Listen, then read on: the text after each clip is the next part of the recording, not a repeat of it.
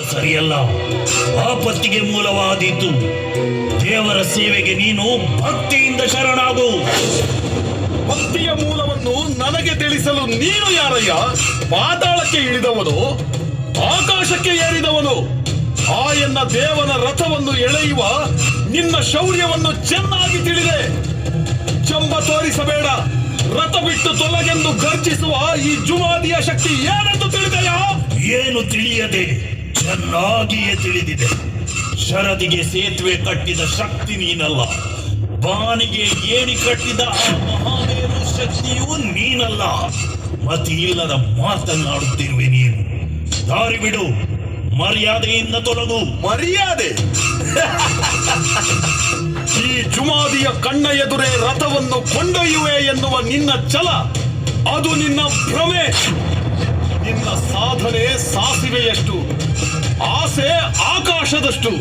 ನಿನ್ನ ಆಸೆಯನ್ನು ಮುಂದಿಟ್ಟು ಈ ಜುಮಾದಿಯ ಎದುರು ನಿಂತರೆ ಕೆಂಡದ ಮಳೆಯನ್ನೇ ಸುರಿಸುವೆ. ಜುಮಾದಿ ಕೊಡಿಮರದಿ ಕಾಗೆ ಕುಳಿತರೆ ಅದು ಗರುಡನಾಗುವುದಿಲ್ಲ.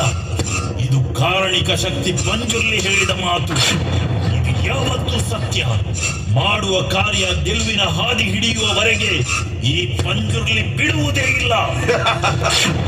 ಏನು ಅದು? ಯಾವುದು? ನಾನು ಹಗ್ಗದಿಂದ ಎಳೆದೊಯ್ದು ತಂದ ಈ ರಥವನ್ನು ನಾನು ಭಕ್ತಿಯಿಂದ ಎತ್ತಿ ಕಾಂತೇಶ್ವರನ ಸನ್ನಿಧಿಗೆ ಎಸೆಯುವೆ.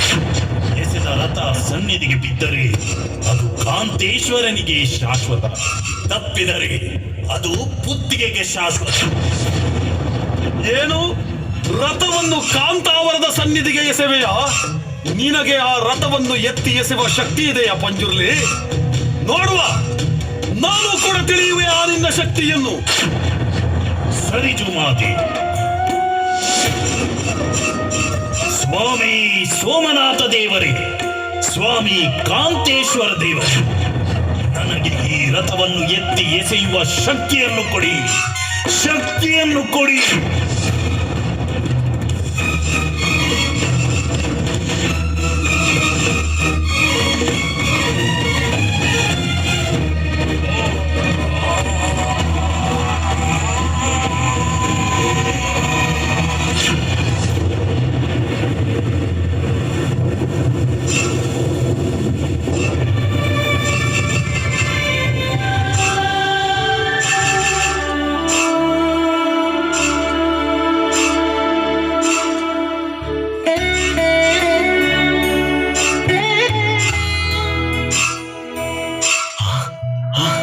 ಪಂಜುರ್ಲಿ, ನೀನು ಸಾಧಾರಣ ಶಕ್ತಿಯಲ್ಲ, ನೀನು ಮಹಾಮೇರು ಶಕ್ತಿ.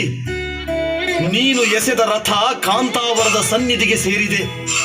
ಹಾಗಾಗಿ ಆ ರಥವು ಕಾಂತೇಶ್ವರನಿಗೆ ಮೀಸಲು. ಪಂಜುರ್ಲಿ, ಈಶ್ವರನ ಅನುಗ್ರಹ, ಪಾರ್ವತಿಯ ವರ, ಆಯುಷ್ಯಕ್ಕೆ ಪಟ್ಟ, ಜಪದ ಮಾಲೆಯನ್ನು ಪಡೆದ ಶಕ್ತಿ ನೀನು. ಹಾಗಾಗಿ ಇನ್ನು ಮುಂದೆ ನಾನು ನೀನು ಒಟ್ಟಾಗಿ ಭೂಮಿಯ ಸತ್ಯವನ್ನು ಕಾಪಾಡಿಕೊಂಡು ಬರೋಣ, ಧರ್ಮವನ್ನು ಉಳಿಸಿಕೊಂಡು ಬೆಳೆಸುವ. ಓ ಮಾಯಗಾರ, ನಿನ್ನ ಭಕ್ತಿ ಶಕ್ತಿಯಿಂದ ಸರಿಯಾಗಿ ಯೋಚಿಸಿದರೆ ಕೊರತೆ ಬೇರಾವುದು ಅಲ್ಲ, ರಥದ ಕೊರತೆ. ಬೇರೆ ಬೇರೆ ಕ್ಷೇತ್ರದ ಜಾತ್ರೆಯ ಶುಭ ದಿನದಿ ಸ್ವಾಮಿಯು ಕ್ಷೇತ್ರಕ್ಕೆ 3 ಸುತ್ತುವರಿಯಲು ಎತ್ತರದ ಚೆಲುವಿನ ರಥವಿದೆ. ಆದರೆ ಈ ಕಾಂತಾವರದ ಕ್ಷೇತ್ರದಲ್ಲಿ ಯಾಕೆ ನನ್ನ ಭಗವಂತನಿಗೆ ಆ ಚೆಲುವಿನ ರಥವಿಲ್ಲ? ನನ್ನ ದೇವರಿಗೆ ರಥ ಬೇಕೇ ಬೇಕು.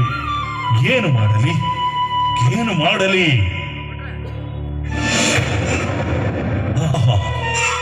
ಆಹಾ, 7 ರಥದ ಬಳಿಗೆ ಕಾಲೂರಿದ ಈ ಪಂಜುರ್ಲಿಗೆ ಯಾವುದನ್ನು ಪಡೆಯಬೇಕು, ಯಾವುದನ್ನು ಬಿಡಬೇಕೆಂದೇ ತಿಳಿಯದು. ಒಂದರಿಂದ ಒಂದು ಅಮೂಲ್ಯವಾಗಿದೆ. ಚೆಲುವು ಕಣ್ಣಿಗಾದರೆ